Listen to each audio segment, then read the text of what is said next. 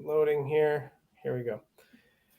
All right, everybody. All right. Well, Ultimate Punchers, welcome back to the Ultimate MMA channel, Ultimate Punching. Today, we've got Brian the Law Hall with us, former UFC fighter, coach, and certified badass, I'm pretty sure. I wanted to, first of all, thank you for coming on the show. And second of all, I wanted to just get your immediate reaction. What do you think about what happened with Donald Trump the other day, the assassination attempt and everything like that? All right. Thank you for having me. It's a pleasure. My pleasure for being here and giving me the opportunity to speak my voice. Now, on the Donald Trump incident, wow, that's a G. I feel like he's Yeah. 50 Cent right now. Yeah. I don't know if you Yeah, saw, but there was a lot of people putting his face on the Get Rich or Die Trying album cover, so that was of course. pretty I had awesome. to repost it. I put it Yeah, on my Instagram. yeah, That's G right there.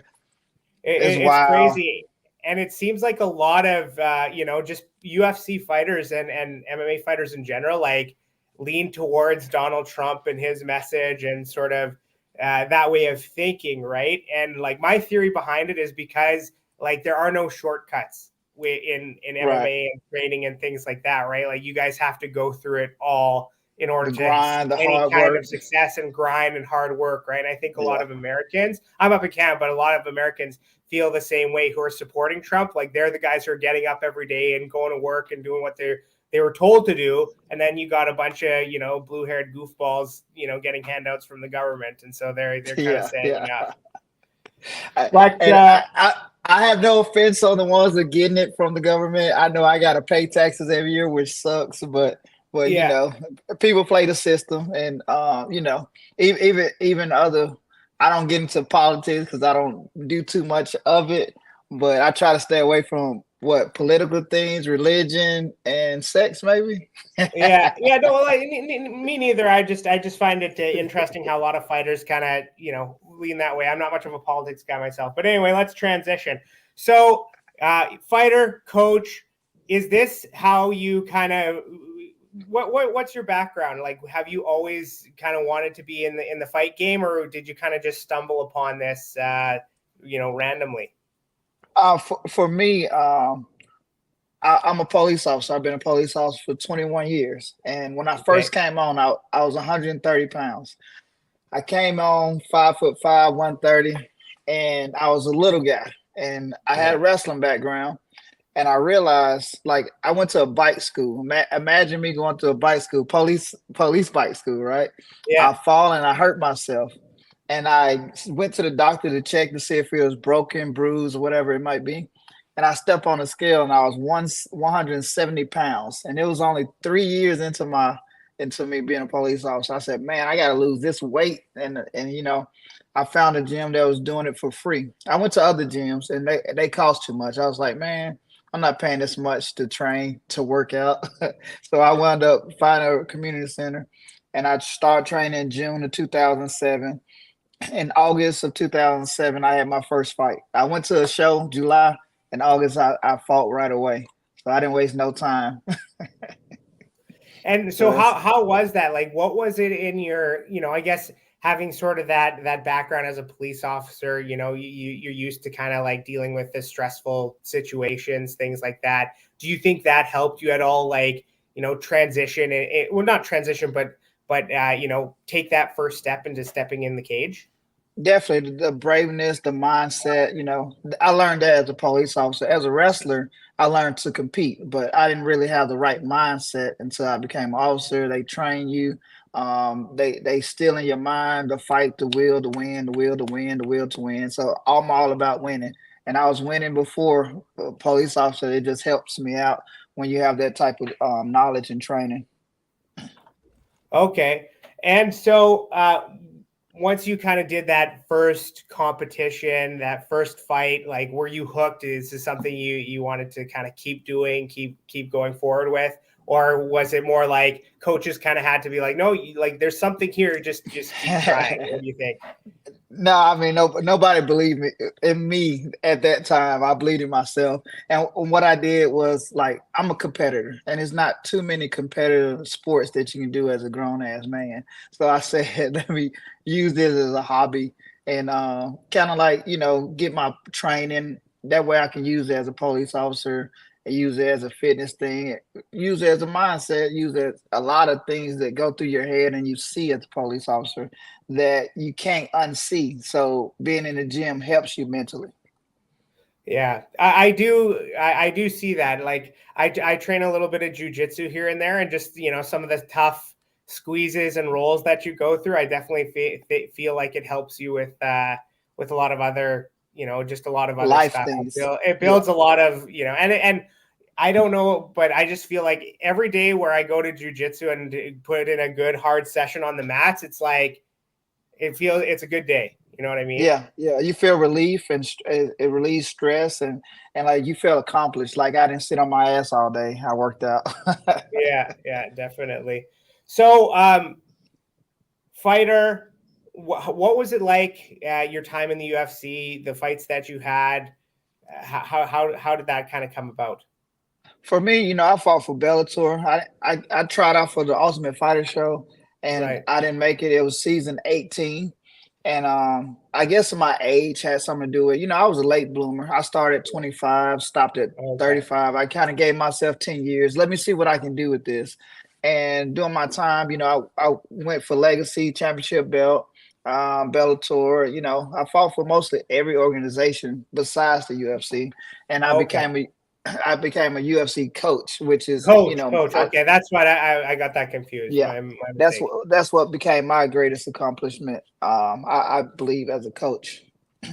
Okay, and so how did you transition into coaching? Was it just like, okay, I'm done, but I can give something back, or what kind of made you make that transition?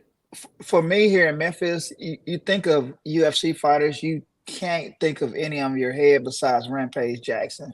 And Yeah. then, Rampage was a fighter from Memphis, became a champion, but he never came back to the community and helped others out.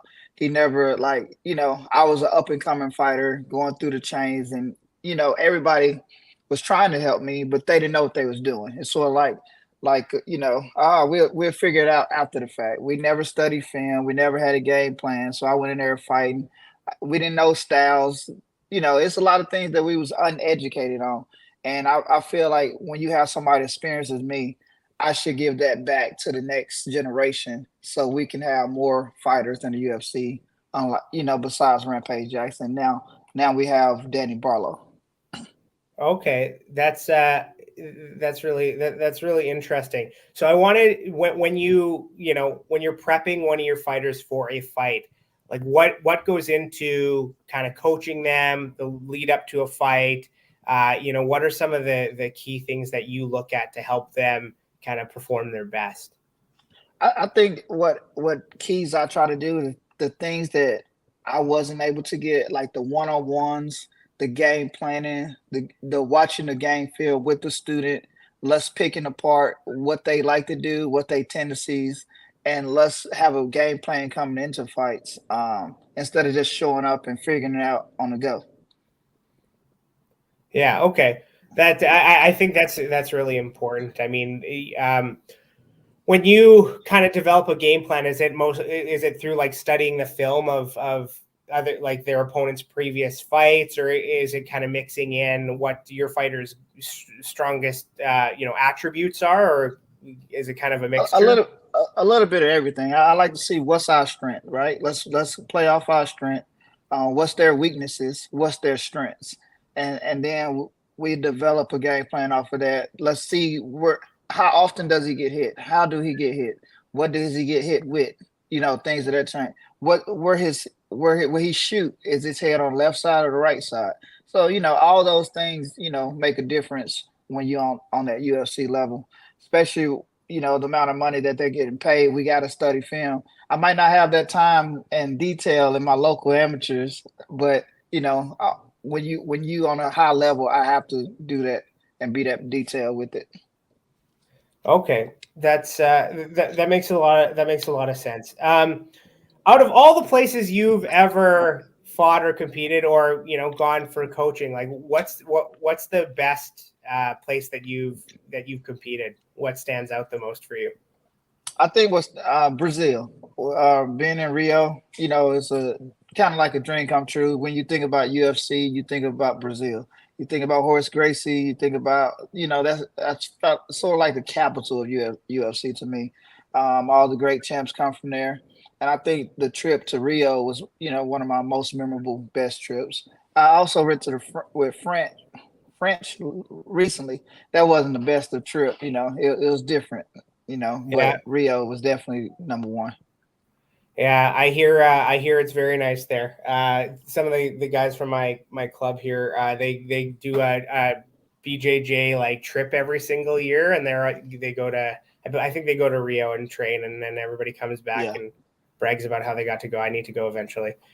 yeah, definitely fun. So yeah, dream fight, either like for yourself or for one of the fighters that you have. I always ask this, like if the guys that you coach, if they could be matched up with anyone anywhere in the world anytime, either present or in history or whatever, like what would that be for you? What could that be for them? For me, it would be a matchup against Uriah Faber. I think Okay. we around the same age. He's bigger than me, but somebody I always wanted to compete against. Second to that is Mighty Mouse. I wouldn't want to fight him, but I like to grapple him right now. Like if they ask me tomorrow, like let's do it. Let's do a grappling match. That'd be That's who I got in mind. That would be a lot of fun. I watched that video of him facing off against this guy who was like three times his size. I think it was a Yeah, brown belt, and yeah, he choked him out, and that was just, it was incredible.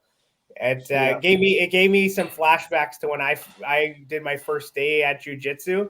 I went up Uh huh. against this guy. He might have been 125 pounds soaking wet at the time. I was about 220 or so, and he was Yeah, blue yeah. belt, and he might have choked me out six times in a 6 minute round because he was so fast and knew what he was doing.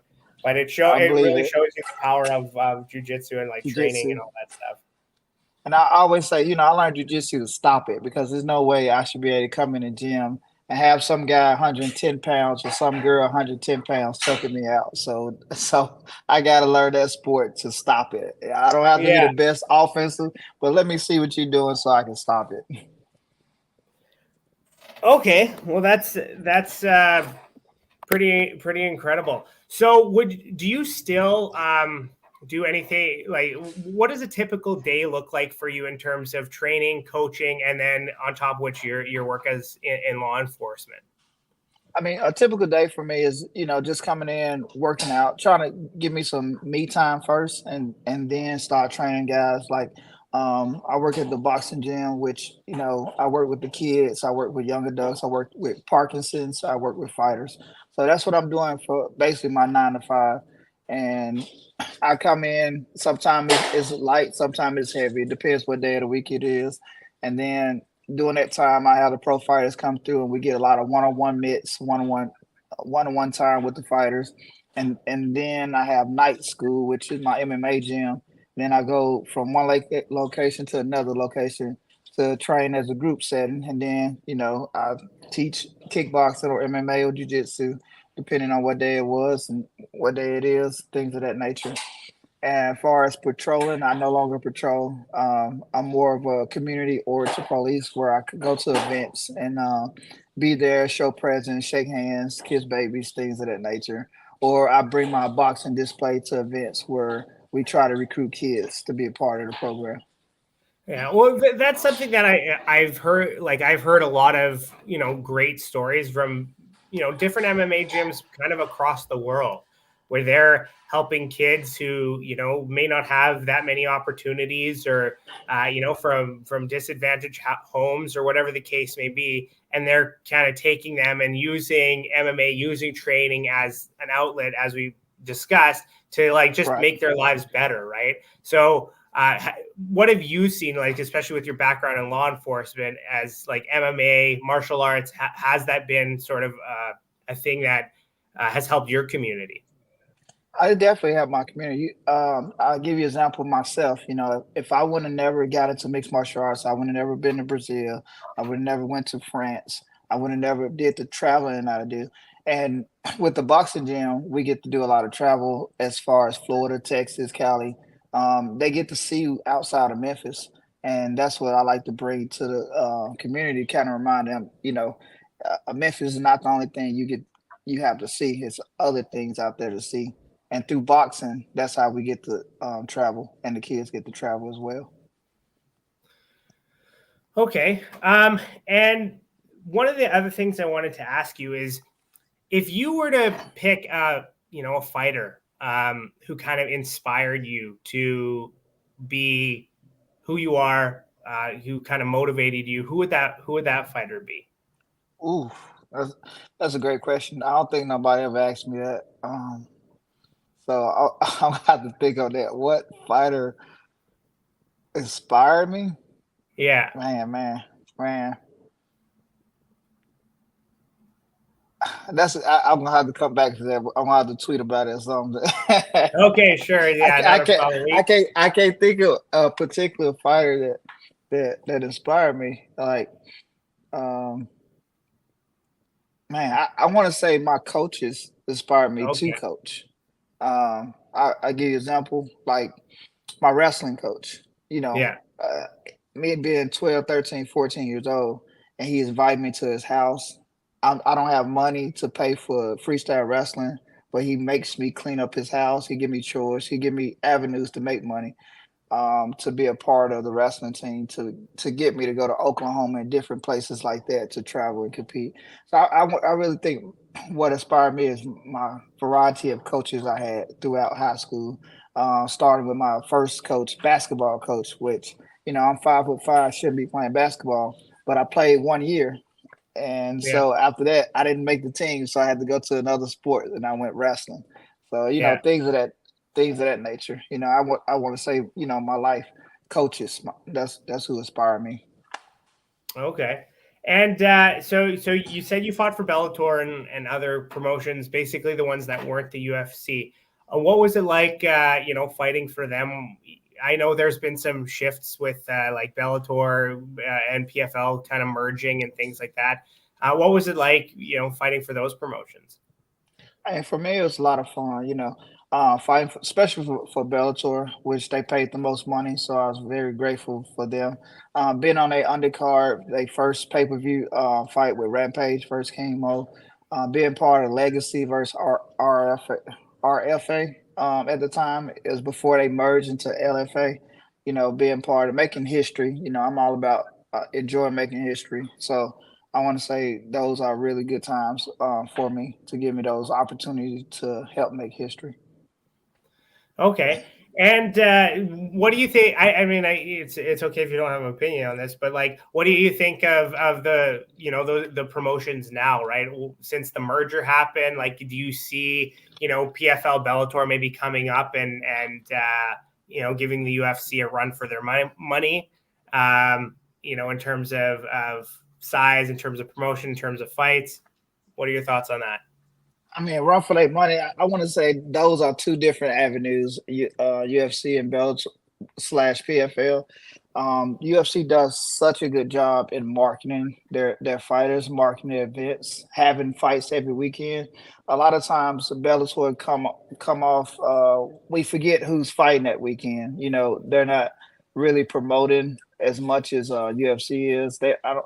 I mean, they both on ESPN Plus, so I don't understand the reasons behind it, but I just feel like UFC do a better job of marketing and branding their brand than PFL slash Bellator and other organizations. Well, and one of the things that I've noticed, I do have a little bit of a background in marketing, is that the UFC, does a great job of telling the stories of the individual fighters. Chael Sonnen always kind of points to this on his channel, where it's like you're not going to tune in if you don't care about the people who are fighting, right? And so Right. every single fight, even if it's the first guy on the early prelims, Megan O'Leary and some of these guys, they give like a little, here's what this guy's going through. Here's what they had to do in order to be able to make it to the fight today. And like, they really do a great job of humanizing each and every one of their fighters. And then of course you get towards the the main card and whatever, like it's even more build up, even more story, even more background on the fighters. And I think that makes a world of difference, right? Because, there's guys in Bellator PFL, most of the ones that I'm familiar with were at one point in the UFC. And it's because we heard the stories about them, that we tune in, like that I tune in to sort of see what's happening with them in Bellator or PFL, right? And I would consider myself a hardcore fan. Like I don't miss much stuff, right? But for your everyday guy who kind of like watches it casually, it's like, do I know them? Okay, no, I'm not going to tune in. That's my take. Right. And I feel like PFL is more for international fans. Most of them don't even speak English.